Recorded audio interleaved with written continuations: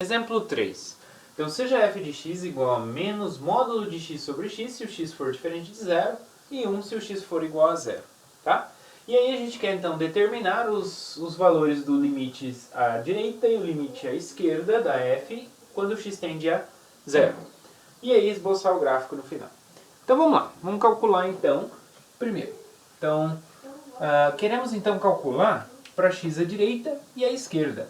Lembra, quando a gente está pensando em calcular limite de uma função, não importa o valor da função no ponto, tá? Então esse valor aqui, quando x é igual a zero, esse valor 1, a gente não vai utilizar, tá? Eu não vou usar ele, porque não importa o valor da função no ponto, por enquanto. Apenas importa o valor da função próxima do ponto, tá? Então quanto que vale a função próxima do ponto? Vai ser isso aqui, menos módulo de x sobre x. Mas o que a gente observa é o seguinte: se o x for menor do que zero, o que vai acontecer? Então, quem vai ser a minha função f de x? Bom, vamos lá. O x é negativo, então. Então, ó, menos a f de x, como o x é menor do que zero, ele é diferente de zero. Então, essa é a expressão dela. Só que o x é negativo. Então, ó, o módulo de x sobre x.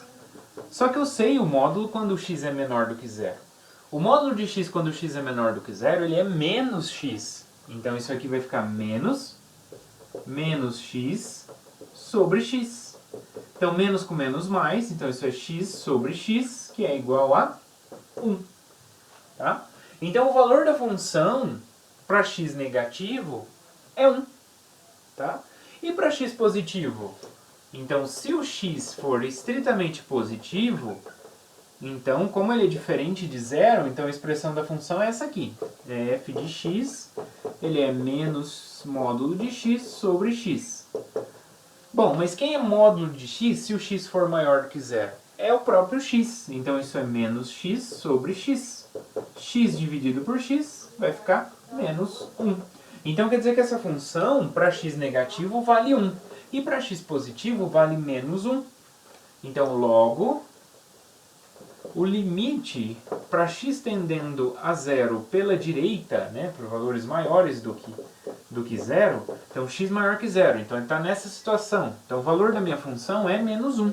Então isso é o limite para x tendendo a zero pela direita de menos 1, porque nesse intervalo aqui, para x maior do que zero, ela vale menos 1. Então esse é o valor dela. Menos 1 é constante em relação a x, então isso é o próprio menos 1. Ok? E o limite para x tendendo a zero pela esquerda da minha função f de x, isso é o limite para x tendendo a zero pela esquerda. Essa função f de x, quando x tende a zero pela esquerda, ele é menor do que zero. Para x menor do que zero, o valor da minha função é 1. Então, quanto que é o limite de 1 para x tendendo a zero pela esquerda? Então, eu tenho o 1 ele é constante, ele não depende do x. Como não depende do x, dá ele mesmo. Tá? Então o limite à direita é menos 1 e o limite à esquerda é 1. Ok? Como seria o gráfico então? O gráfico dessa função, olha só, ela muda exatamente no zero. Então, aqui eu tenho x, aqui eu tenho y.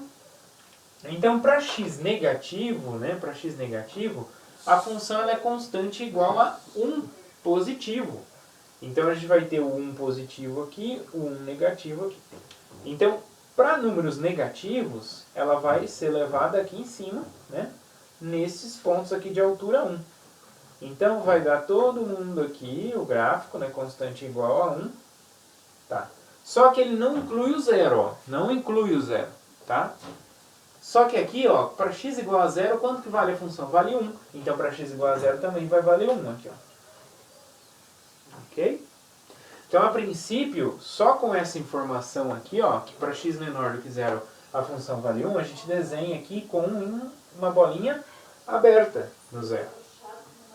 Para x maior do que zero, ela vale menos 1. Então, para x menor que zero, eu tenho aqui então uma bolinha aberta aqui, na altura menos 1, e todo mundo então que é positivo vai ser levado aqui na altura menos 1. Tá bom? Agora, e no zero? No zero, está falando aqui que para x igual a zero ela vale 1. Então, eu vou pintar essa bolinha, que no zero ela vale 1. Ok? Então esse aqui é o gráfico. Então o gráfico ele vem, né, para x negativo, vindo lá do menos infinito, ela é constante igual a 1. No zero ela vale 1. E depois, a partir do zero, ela vai vir aqui para o menos 1.